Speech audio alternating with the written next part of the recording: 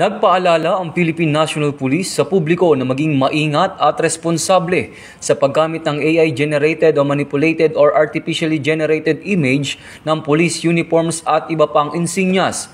Ayon kay Police Acting Chief PNP, Police Lieutenant General Jose Melencio Nartates Jr., nagdalayo ng direktiba na maprotektahan ang integridad ng PNP at mapanatili ang tiwala ng publiko sa mga operasyon. Binabantayan din umano ng PNP ang posibleng maling paggamit ng opisyal na imahe na maaaring magdulot ng panloloko o makasira sa reputasyon ng organisasyon. Nagbabala rin si Police Lieutenant General Nartates sa mga PNP personnel laban sa paggawa at pagpapakalat ng AI-generated photos ng uniforme ng pulis at sundin ang mga pulisiya at protocols sa paghawak at pagbabahagi ng larawan lalong-lalo na sa social media. Ito ang bagong PNP para sa bagong Pilipinas, serbisyong mabilis, tapat at nararamdaman.